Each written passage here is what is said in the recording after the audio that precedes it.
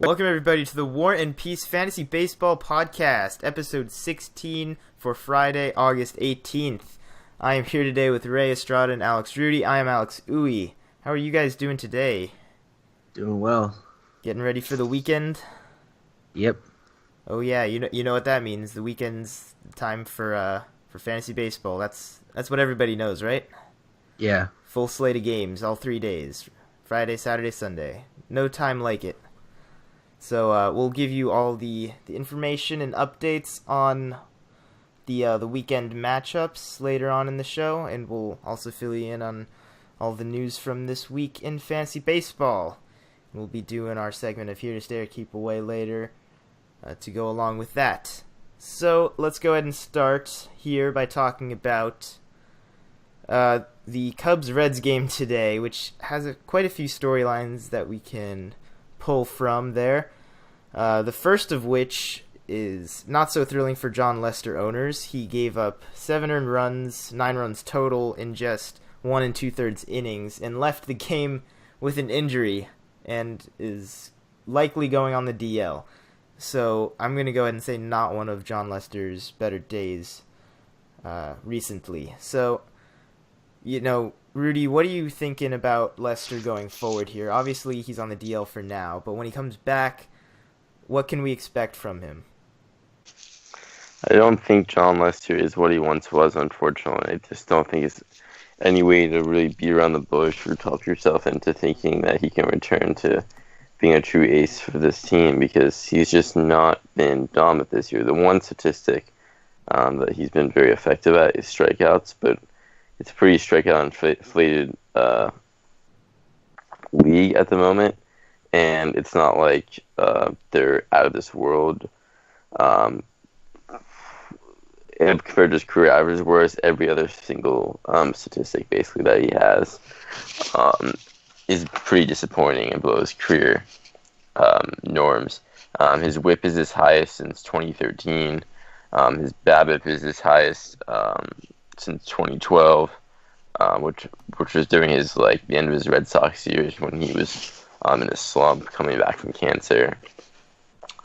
And his home run to fly ball rate's a career high. So his FIP does give him saying he's a little bit unlucky. And I don't think there's any reason to believe that he's just completely ineffective or done by any means. I think he can still get strikeouts, eat some innings, get some wins, but I don't think he's ever going to be bearing like a Justin Verlander career resurgence year. That's unforeseen and not something I think you should ever count on. I just think he's in the twilight of his career, and he's more closer to what CC Sabathia is now than like a true ace in the league. And so for fantasy purposes, I think you have to treat him as such from now on. Yeah, well, maybe closer. I'm not going to group him quite in the CC pool yet. I mean, this is a pitcher who was number 3 on the player rater for ESPN Standard Leagues, number 3 overall last season, and this year is just outside the top 50. So that's a huge drop-off. Like you said, not having the same kind of luck that he had, but he's definitely having his problems. Absolutely shelled 2 starts of this year. I mean, just destroyed. Well, I'm going to go ahead and say for this start, which I watched part of, he was not getting lit up. He was giving up a lot of weak contact. He was getting BABIP'd a little earlier in the inning. It wasn't until the Joey Votto 3-run home run, which, we'll get into all the home runs that were going out in this game, but that game, fly balls to left field were just basically guaranteed home runs. They were flying. Joey Votto had one of his famous 2-strike choke-up opposite field home runs. It just took off, and that was probably the only really hard-hit ball that Lester gave up. He gave up a double to Eugenio Suarez, too, which was, a well-struck ball in the gap. But the rest of them, a couple ground ball hits, a couple bloop hits in front of outfielders. I don't know if it's that Lester is ineffective or if he's lacking in his command, but I think when he returns, I still expect him to be one of the more valuable starting pitchers. Granted, he must be healthy for that to be the case, because I'm not willing to bank on a guy who is dealing with health issues when he's already dealing with, some other pitching struggles. So for next year, I still like Lester a lot. I still have him in my top 20 for next year. So that's my take on Lester. The same game, though, provided a few good opportunities for some other Cubs players, especially after the Reds jumped off to this 9-run lead against the Cubs early on. They actually stormed back, tied the game, and eventually the Reds did win. I think they won 13-10 at the end of it, but the Cubs did slug 6 homers in this game. And we're going to go through some of these Cubs players that participated in this home run derby, because they are very interesting and relevant players, especially down the stretch for this obviously contending team. So first guy we'll talk about is Ian Happ, who had 2 of the 6 home runs for the Cubs today. Ray, what do you think Ian Happ is going to provide for this team going forward? So far, it's been a lot of power. Yeah, it has been a lot of power. This is his 3rd multi-home run game, second one against Cincinnati. The thing about Happ is, you look when he first came into the league in May, through the middle of May, through his first handful of games, he was hitting about 300, and then his average tanked. By the end of May, he was hitting 214, and it's 248 right now. He's got decent on base, 319, but right now he's got base. Really, that's nothing to behold. Well, either way, he's got 17 home runs. Other than that, I mean, like you said, he's nothing more than a power guy right now. But yeah, it's weird with Ian Happ. If you're looking fantasy-wise, he is eligible for a lot of positions because everybody on the Cubs is. And but other than that, nothing all that spectacular. His BABIP isn't anything. Wait, where does it go? So I think the point with his BABIP is 297, so it's not like he's getting totally shut out. So he's nothing special at this point, fantasy wise. Yeah, I think it's fair to say with him, it's what you see right now is basically what you get. We've seen the adjustment period sort of with that slump through most of the middle of the season, but he's settled in again and is hitting for that sweet power that everybody knew he had.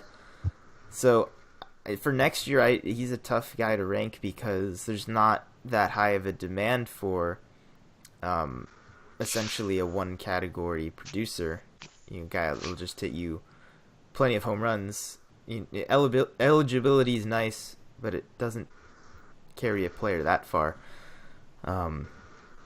So this next guy we'll talk about here, you might have heard of him, Chris Bryant, is not so much on the fringe fantasy player, but almost a disappointment this year fantasy wise, I think, in many people's eyes. This is a guy who is going in the first round in many cases and really hasn't produced the numbers we expected, not the MVP type numbers he put up last season.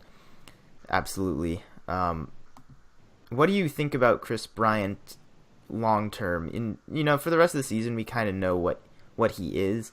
I'm more looking at the long term outlook. Is he going to go back to being that super power hitter? Is he going to be the 40 to 50 home run type threat? Can he get back there?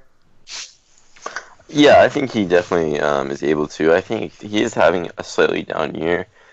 His ground ball rate is definitely up, and he's definitely making somewhat less hard contact. But it's significant to note that his BABIP, his ISO power, his average, his home run rate for the season are really pretty much in line with last year's numbers. And his OPS is still 936, which, while I wouldn't say is life-changing, it's still excellent. It's only 3 points lower than last year's. And, he's walking more actually and striking out less. If you really look at the stats, the basic counting numbers, I think what he's really getting screwed over in is actually the lack of runs and RBIs. And you can't really control that so much. I think this season's honestly just kind of unlucky that the Cubs offense was something for a very long time, and I don't think they have a lot of classic on-base threats to drive in. It's not that they don't score runs, as today showed. They can hit those homers and get those big hits, but I don't know if, for whatever reason this year, he's been getting the correct situations, opportunities, the luck, the clutch luck, because I think if you just dive into statistics, when you really look into him, I think it's actually surprising how good of a season he actually really is having. Yeah, again, in a real-life context, nobody's really complaining about Chris Bryant. I mean, I'm sure people are. But there's nothing wrong with his season. It's just not, MVP caliber, which is what we're used to. I think, though, which is, it kind of seems outside my control to a degree to me. And I know it's really hard to quantify, but his home run rate is down, and he's having a worse year. But I just don't think it's not a Manny Machado worse year. It's not concerningly bad. I don't think he took a giant step back. I think he had a career year last year, even though it was his sophomore season, and now he kind of, if he had his rookie year, then this year, then last year, it would be such a natural progression that seemed to make so much logical sense. But unfortunately for him, his last year's season was better than this third season, and that's inevitably going to be disappointing, especially in fantasy when you're basing your expectations that he's going to at least maintain those numbers or maybe even take another step forward. And unfortunately, he's been not consistently great at any point this season, just consistently good and above average. Yeah, and as of late, he's been really hot. He had that series in Arizona where he was on base, every plate appearance except for 2, I think. He was on base 14 out of 16 times that series. It was ridiculous, and hit a couple homers. But this guy might not even get to 30 homers, which, if you told me that before the season and he's playing perfectly healthy baseball, I don't know that I'd believe you. I think you can definitely project. He's gonna get 30 homers. Well, he's at 22. Easily. I don't know how easily it'll be. He's at 22 right now. There's over a month of the season left. You don't think he can hit? Yeah, I mean, he can do it. I'm not doubting he can do it. I'm just saying you can't bank on a guy having an 8 home run month to end the season. It'll definitely be close, but I think it's but an 8 home run possible. month is a spectacular month for a hitter. I'm just saying That's he true. might not get He's due for one. Yeah, I agree with you. It is disappointing that he's at this stage. He has to have an incredible run to end the season to reach that threshold. Yeah. Speaking of disappointing, we're going to talk about a couple more Cubs here that also went deep today, and that would be Kyle Schwarber and Javier Baez. Kyle Schwarber, we've all heard the stories this season. He's up in the majors and struggling. He's down in the minors. He comes back, hits well for a little while, and then struggles again. You just cannot find solid ground there. But since coming back from his last demotion, he's been good for the most part, streaky, but putting up decent numbers, walking a lot as he always does. The home run numbers have been more promising.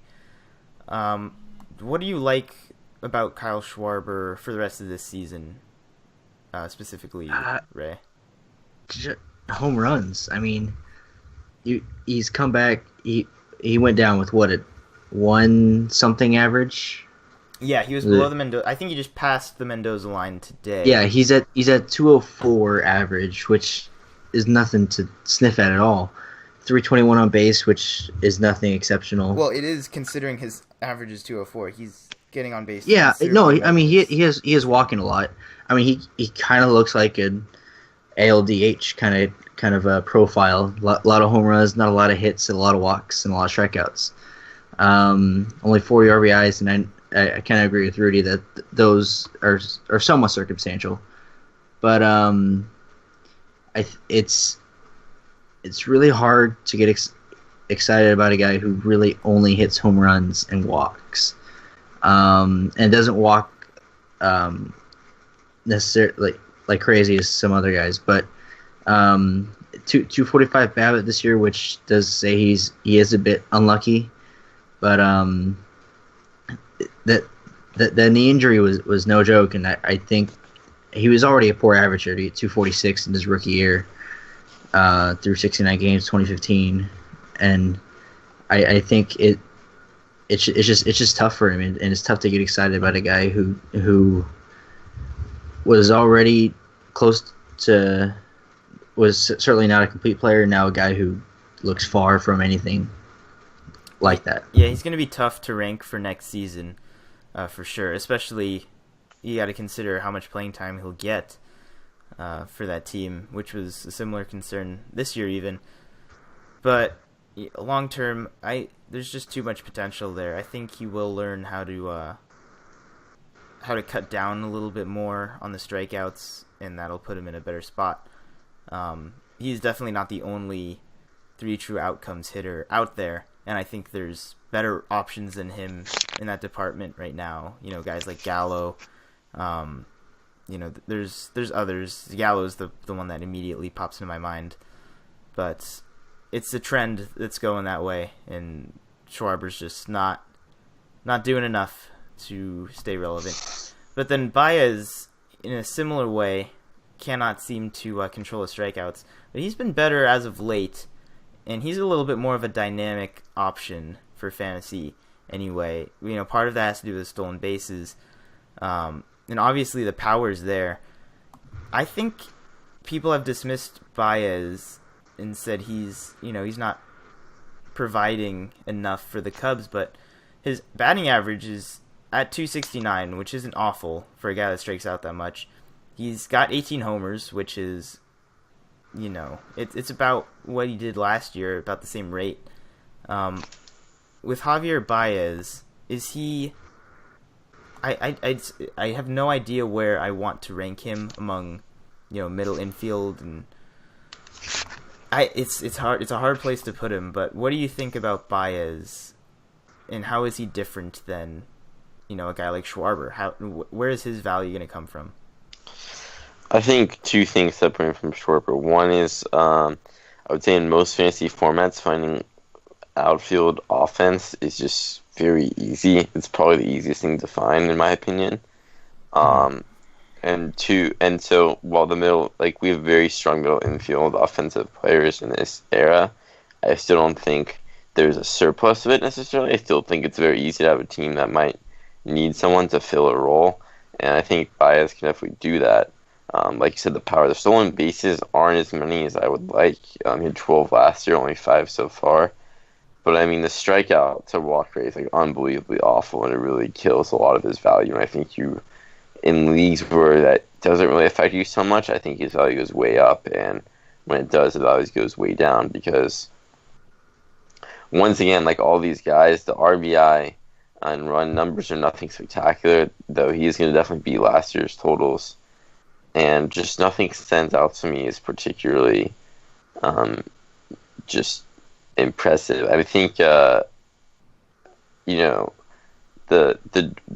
gonna have combined probably 40 home runs and doubles this year. It's some extra base ability, there's no doubt, but that's a pretty he's a niche player to me.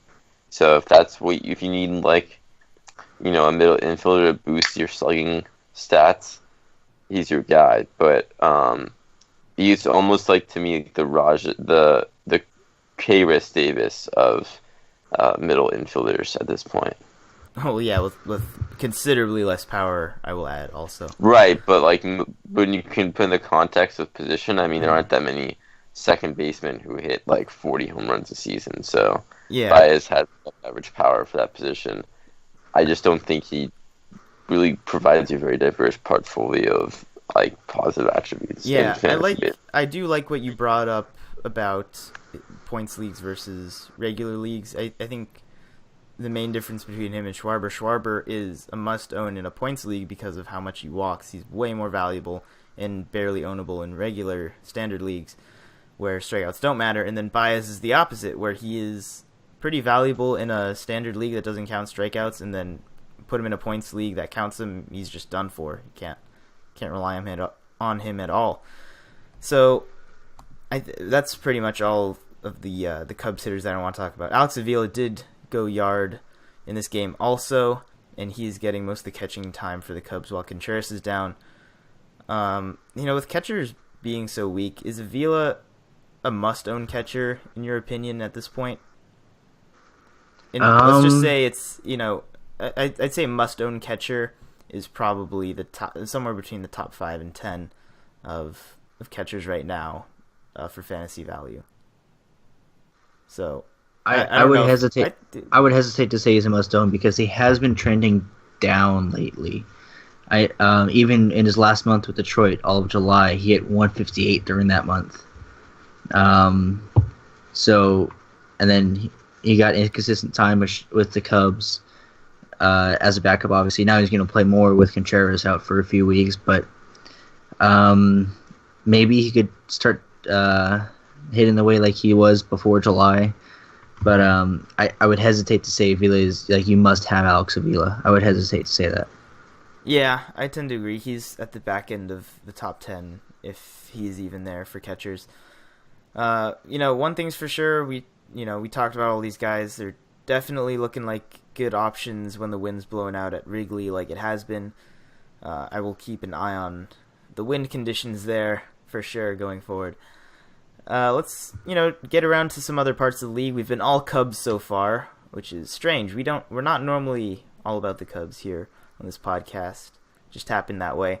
Let's go ahead and move on to the Diamondbacks, actually, and talk about Patrick Corbin, who today shut down the Astros for almost a complete game, 8 2/3, scoreless baseball, struck out 7 and only walked 1.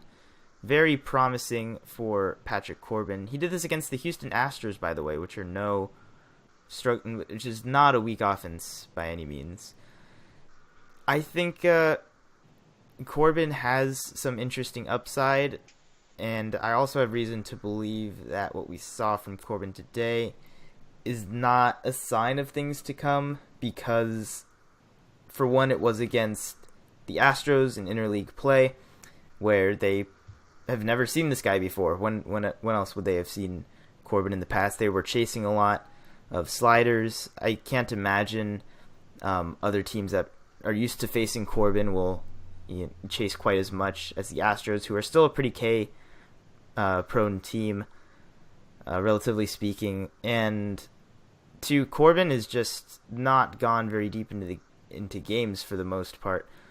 This was an exception, but Corbin is a strikeout pitcher and tends to put a lot of base runners on as well. I don't know if he's a reliable pitcher going forward, but I definitely want him for certain matchups. Do you have any additional thoughts on Corbin, Ray? I think inconsistent is a very good term for him because you look at some stretches in his game logs and you're like, oh, he looks like actually a pretty good option for a pitcher, but he gets tagged up in some games. He gave up 8 earned against Colorado, 7 earned against Milwaukee in May. Gave up 5 to Miami. Just August 1st, gave up 7 to the Cubs in 3 innings. So he has some good starts where he gives up 1, 2, 0, 3 earned runs in like 4.5 through 6 innings, sometimes even 7. But those big numbers scare you away from really relying on him because he has a 4.25 ERA, and I'm wondering if you take away those few starts where he's gotten tagged up, that could look like a much better ERA. Yeah, but because of that, I mean, he's a pitcher who, for me, isn't in the top 60 among starting pitchers. Might barely be top 80. He's really not anything to look at, I would say. He's a matchups guy. You got to know when the situation's favorable for him. He can strike batters out. That's what he can do, but can't be consistent enough with limiting the damage. So another Diamondbacks pitcher that I'll mention here is Robbie Ray, who has made a rehab start today and pitched pretty well. He's expected to be back his next turn in the rotation actually on Tuesday versus the Mets, I believe. So Robbie Ray will be back in the fold. He is really one of the bright spots this year for the surging Diamondbacks. I think it's fair to say, doing much better than many people thought. So Robbie Ray obviously was being talked about as a top 20 pitcher before his injury, which was, thank God it wasn't worse than it was. He was the one that took a line drive off the head. So Ray, on coming back next Tuesday, what can we expect from Ray this last month or so? I would imagine, 6 or 7 starts maybe at the most, maybe around 5. This is a lot of strikeouts, but do you see anything in the matchups or in his, in his numbers that look like they're going to be he's going to be looking good for this last month of the season? To me, what I see is that he's been somewhat lucky so far. That's not to say the strikeout stuff isn't legit, because it's 100% legit. But his BABIP, 272, leans toward the luckier side. He's letting 83.7 of runners on base, which is pretty elite, like relief pitcher level, I believe. His ground ball percentage is basically a career high, as a starter at least. His FIP is almost a full run higher than his ERA. So I don't know if this month is really going to be spectacular, but he's been able to get by the whole season, overperforming those statistics. So that's not to say he can't do it again. I think the most important thing, honestly, is just that this injury isn't seem to affect him long term, because he's still only 26 years old after the season ends, and this is a pretty unbelievably impressive breakout season, regardless of what the advanced stats say, especially a bounce back considering in 2015 he was fairly effective, but the strikeouts weren't there, and last year the strikeouts were there, but his ERA was quite high, though his FIP was actually lower than this year's. And this year he's put it all together, so I think when it comes to more dynasty formats, you're really looking at an effective pitcher. But for the rest of the season, I would be a little bit wary with the matchup still, as good as he's been, because, the luck says it's going to run out a little bit, at least. Yeah, and I don't know, I might disagree with you with this last month, just looking at the schedule. Now, he's coming back against the Mets, like I mentioned, and he'll probably get the Giants also in that time, which obviously is one of the best pitchers matchups you can find right now. There's a few Coors Field matchups and maybe Dodgers matchups to work around. Even the Dodgers don't crush lefties. I'm okay using Ray against them, but there's a lot of the Padres and a lot of the Giants left to go. I think I like that schedule a lot for Ray, so I'm gonna be valuing him maybe as a borderline top 10 pitcher, boosted by the types of teams he's going to face. Like in this last month and, a few days and change, he's got 3 separate series against, or the Diamondbacks have 3 separate series against the Giants.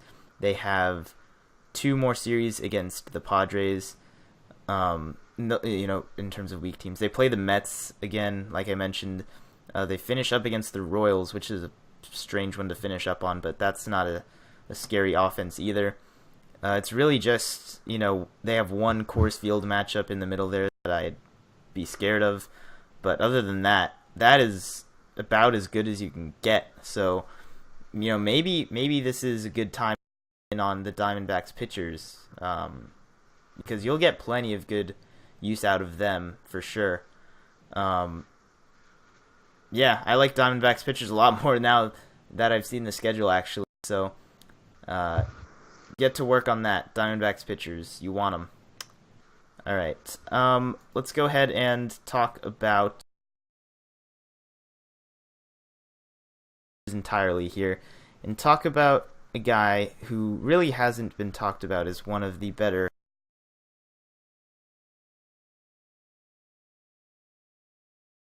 9 homers this month already, and I don't know what is it about Josh Donaldson that people kind of gave up on. He was injured, that much was clear, but I don't get why people were so dismissive of a guy who was an MVP candidate, for multiple years. These past couple years has won the MVP, and he was clearly injured, and now he's not. He's clearly not injured right now. So with Josh Donaldson, how do you rank him among some of these other top fantasy performers the rest of the way? Ray, what do you think?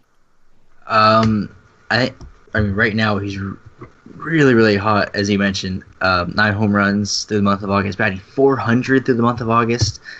I think, to answer your question on why people kind of gave up on him, age, everybody knows this day and age, it's short memory spans. But he was kind of unspectacular when he did come back. So he was very inconsistent, being even on the field. Only played 4 games at the back end of May. But he hasn't really turned it on until late. Well, that's like I mentioned, he's been injured all this time. I know. People are really jumping the gun on saying he's not the same player that he was when he won the MVP, but that's clearly not the case.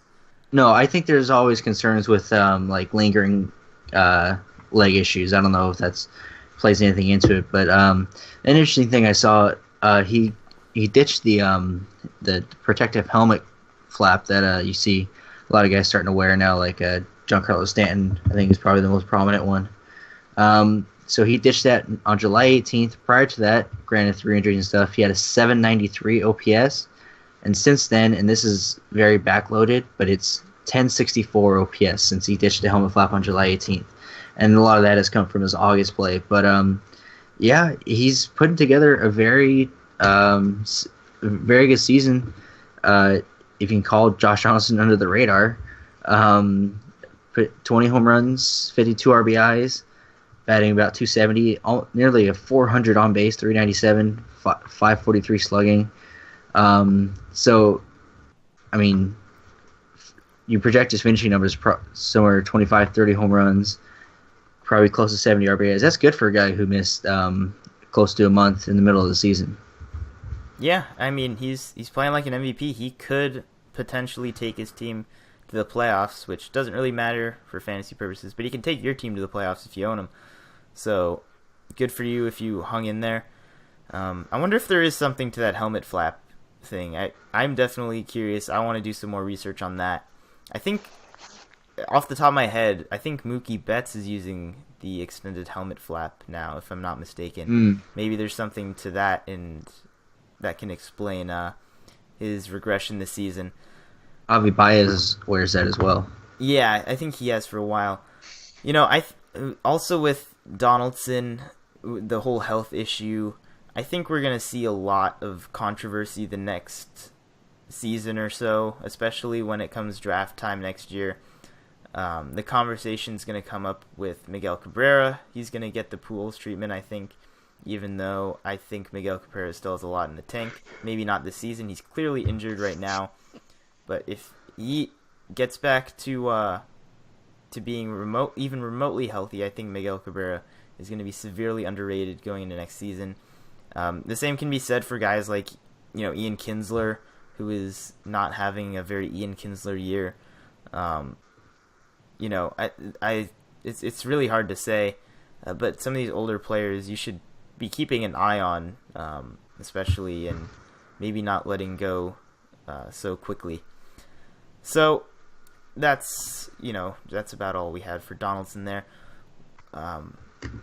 We with this talk of injured players and aging process that is very deceptive, let's talk about one more pitcher who is dealing with similar issues right now, and that's Adam Wainwright, who pitched just today against the Pirates and did not fare so well.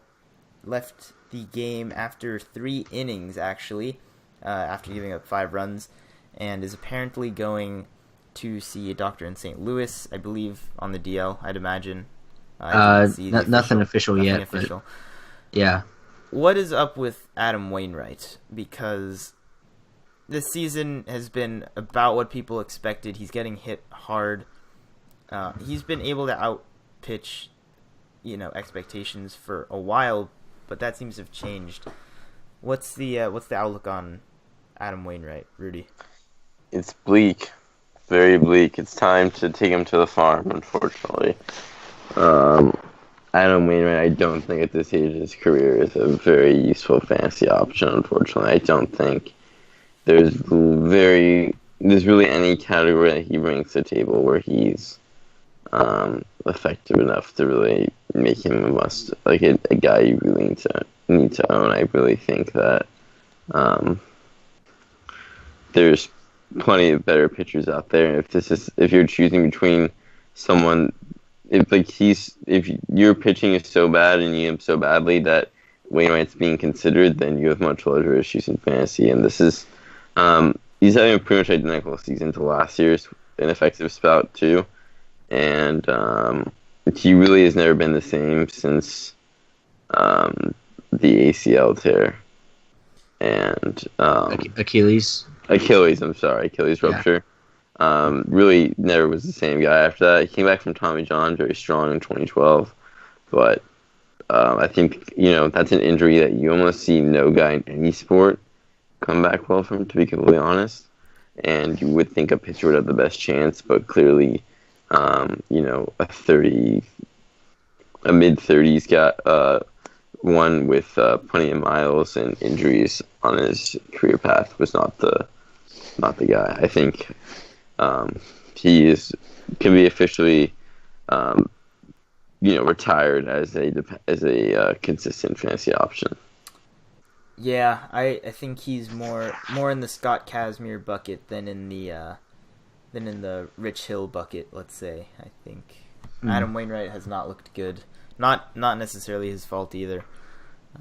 It's been hard for him since that injury, for sure. So we'll go ahead and move on to a little segment of Here to Stay or Keep Away.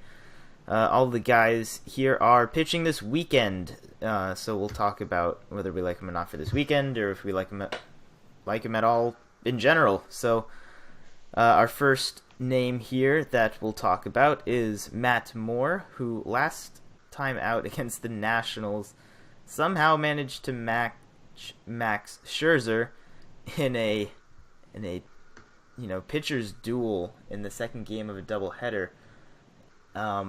It's something that is very unusual for Matt Moore this season, especially. Really, really disappointing year. Getting hit hard, and it's not a lot of peripheral, nonsense that's hurting him. He's just not been good. But last start out he was, and this next matchup against the Phillies, everything's tempting against the Phillies. Do you like him for this weekend? I think it's pretty safe to say we don't like him going forward, right? But maybe this weekend against a weak Phillies team. Yeah, I don't know. That's my thing with Matt Moore. I don't know.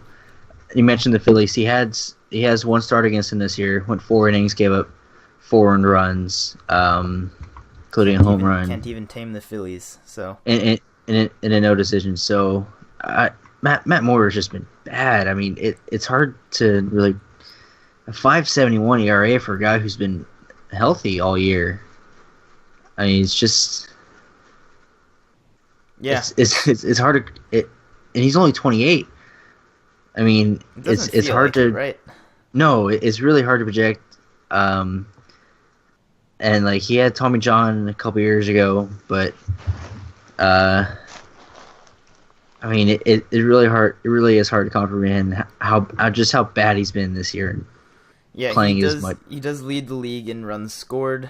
among pitchers. That is, it's a weird list at the top of here. Rick Porcello has given up the second most runs in all of baseball. Clayton Richard, who just threw a shutout against those same weak Phillies, is also up there. So, Matt Moore, if you're gonna need to use somebody against the Phillies, sure, why not? Not a must-own by any means. Andrew Heaney is a much more interesting name, in my opinion. He is returning from Tommy John surgery for the Angels.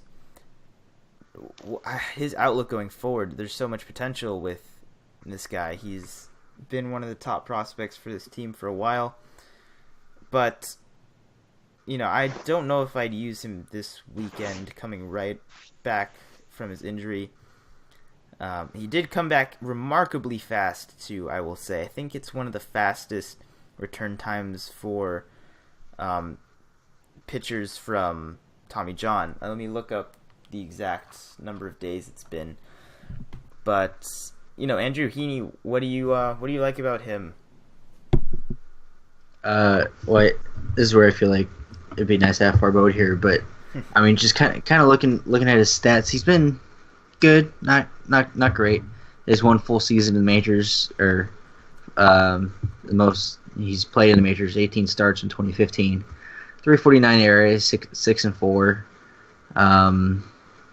78 strikeouts. So I think he could definitely be a good option, but I would not jump on the bandwagon just yet. I think with a guy who has such little track record before Tommy John, coming back after Tommy John, it'll be interesting to see. And you mentioned how quick it was. Who knows if he has any lingering issues? But he is very hard to project right now. Yeah, he had Tommy John surgery on July 1st of 2016, so last year. I don't know what the normal timetable is. It's 14 months, which feels very quick. Normally, my brain just goes straight to a year and a half, and that's definitely significantly less time than that. But the only reason Heaney is back is because the Angels are in this race. So I think he's gonna give him what he's got, and they're gonna have to deal with whatever that is. I'll expect a few good starts out of Heaney down the stretch here. Absolutely, I don't think he's a reliable commodity at this point. I don't normally feel that way about pitchers returning from Tommy John. So, yeah. One more guy we'll talk about pitching this weekend in the Williamsport game on Sunday, which is going to be very fun to watch. I'm definitely going to watch that game. Mike Leake is going for the Cardinals. We talked about Adam Wainwright, another struggling Cardinals pitcher. Mike Leake has had a very rough month of August after a pretty good rest of the season.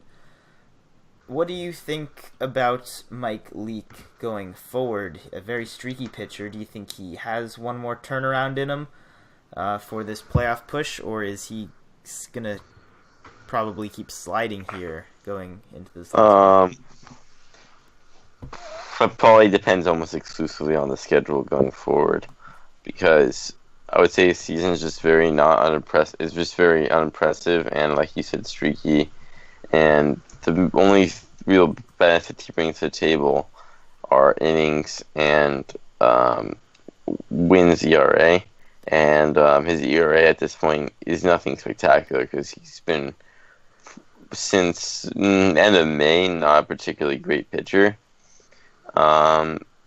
And so when you really start diving into it, how much is he really helping you? And he occasionally pitches excellently, but his peripherals are just nothing to rave about. His whip is pretty poor, and I just think he's always a talented pitcher, but what he showed at the beginning of this year is not the true Mike Leake. I think he's really more of a filler fantasy option than anything else at this point. So, yay or nay for this start in particular against the Pirates, going up against the in a completely new ballpark, I will say, also. I mean, I don't know what that ballpark's like. I think that's one of the interesting things about it. The Pirates' offense is like good. It's not. It's like fine. It's it's been better lately. It's a low strikeout percentage lineup. Doesn't hit for a lot of power. Part of that's because of the home ballpark is really pitcher friendly. So it's anybody's guess. I do like a lot of the Pirates bats. I like a lot. So it's not a matchup I love. I wouldn't be raving to start him for that matchup. I think you could probably get away with a quality start in that situation. But he's just not a special pitcher. I think he's a complementary piece and nothing more. Yeah. And there were periods in this year where it did seem like he was going to be something else than that. I owned him. He's a touted guy, but there just isn't enough there to really put your confidence in him, I think, and expect him to just dominate. And I would play matchups here on out at this point. He's just been too all over the place so far in this half of the season. By the way, you asked about the schedule for the Cardinals going into September. They've got the Giants and Padres to start off the month. They've got to play 2 series against the Reds. Pretty much everything's staying in the Central. Pirates a couple more times, Cubs a couple more times, Brewers again. And with all the Reds matchups, that looks tempting, but I think Cincinnati's a much better lineup than people give them credit for. I would not start against Cincinnati, but I think the Pirates and the Giants, you can start almost anyone who's knows how to throw a baseball and probably have a good bet of getting a good start out of it. Yeah, I would say so too. So that's gonna do it for our Here's Dare Keep Away segment. I think for this weekend we basically said keep away for all of them, which is not exactly what we wanted out of it. But we'll take you through the rest of the weekend preview very quickly before we wrap up. We have New York and Boston Part 2 for some reason, back-to-back weekends, this time at Fenway Park. So the thing about back-to-back weekend matchups, which happen every now and then, is, what I look at most is the starting pitchers, because some of them respond by really adapting to the opposing lineup and just absolutely shut the team down. But some of them don't know how to adapt, and the hitters are just used to this pitcher at this point. They saw him less than a week ago, so they're ready to roll, and they get absolutely crushed. It always seems to be one way or the other, so I'd be very careful with the pitchers that I use there. Severino is skipped in this series because he pitched today. Pitched pretty well against the Mets. But I don't know if I'm recommending pitchers for the Yankees like Montgomery. Who else they have going for them this weekend? Sabathia. There's Montgomery, Sabathia, and Gray. Even Sonny Gray against the Red Sox, I'm not liking it that much. He's a guy who relies a lot on swing and miss stuff outside the zone, and the Red Sox are not that kind of team. They're, for the most part, a very patient team. Except for a few guys. But I don't know if I'm taking any Yankees pitchers this weekend. And then the Red Sox pitching has been really hit or miss so far. I do like Pomeranz. Pomeranz has been really good. And Sale, he's Chris Sale. There's no debating that. Pomeranz is possible going up against Montgomery again. I think that was it wasn't the exact same matchup, but it's just weird seeing the same teams playing again. Another series I'll mention is the Blue Jays at the Cubs for some interleague play. I like Jay Happ playing against a National League team. I like American League pitchers in National League parks for the most part. What else do you guys think about that series? Anything else interest you there? Or not really? It'd be huge for the Blue Jays to do well. Yeah. Oh, you're cutting out there. I'm not getting any of what you're saying. It would be a great way to set the tone if they did well in the series and build some confidence and ride Donaldson and Stroman into the playoffs. Yeah, I would say so too. I mean, Arrieta's going Friday, Quintana Saturday for the Cubs. And I would say that the most important day for both of these teams is the Sunday matchup with Marco Estrada versus Kyle Hendricks. Two guys they really need to make sure are going right down the stretch. Estrada's been much better lately. Hendricks hasn't been bad. Estrada has been very good since I dropped him. Yes, that is a good landmark to keep in mind. So it was bound to happen. When you drop a player, they just decide to go right behind your back and start doing well again. So, yep. Isn't it just like them? But I do like when American League teams storm into National League ballparks. I'm always looking for that. And of course, I'm always looking for the Coors Field matchups. This time around is going to be the Brewers coming in to visit. So, obviously don't use Brewers pitchers in Coors Field. I think nothing too interesting there anyway, pitching-wise. But what I will say, Chase Anderson, I believe that's Chase Anderson, is returning on Sunday. So bad timing. He came back one day too early probably for him. But definitely stack the bats this weekend if you can. My God, Matt Garza pitching at Coors Field. I'm salivating. I'm getting all tingly inside. Brandon Woodruff is going on Saturday for them against Chad Bettis, who is making his second start back. Currently sporting that 0 ERA. I can't imagine that's going to last very long. But good for him. He's, I think this is just not an intriguing pitching matchup at all, or pitching weekend. I think this is going to be a slugfest. The Rockies have been scoring a lot of runs this week, especially as well. I would look for guys like Trevor Story, Gerardo Parra still swinging a hot bat, as far as I know. Those are two names that pop into my head immediately. Also look to use Ryan McMahon, I think is how you pronounce his name, the rookie for the Rockies that was called up recently. He might get a little bit more playing time at third base. I think Arenado is day-to-day with some sort of injury. I think he got hit by a pitch either yesterday or the day before.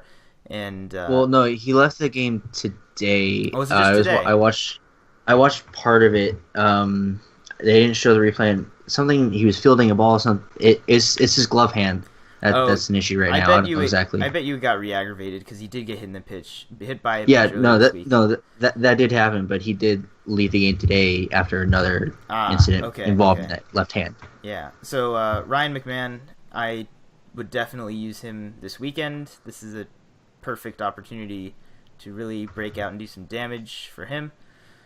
So, yeah, I think that's about all the important stuff for the weekend. There's a very important real-life matchup between the Indians and the Royals at Kansas City. At Kansas City is not a really good hitter situation. The pitcher's going there. We'll see Kluber. Obviously, he's good in the Royals. Really don't have anybody noteworthy anymore. I'm not going to use Ian Kennedy against the Indians. Just not very intriguing matchups there. So, that is what it is. But I think that's, for the most part, the important stuff from the rundown for this weekend. And that's going to wrap up our show. So thank you again for joining us. I would like to remind everybody that feedback is very, very much appreciated. And we'd also really like to hear your questions. Any fantasy baseball questions you have, you can ask us and we'll answer them here on the show. You can leave comments wherever you're listening, or you can tweet us at WPB_podcast. You can also email us at warandpeacebaseball@gmail.com to get us those questions. And, of course, subscribe to us on iTunes and YouTube. Make sure that you leave those reviews as well. It helps us out. And check out our website, which the link for that is down below. We've got all our podcasts as well as some new articles coming out. Fantasy baseball, other baseball news, everything baseball there. So be on the lookout for some content there as well. Anything else to add here before we say goodbye from either of you? I wish. I wish. It is a late night here where we're recording.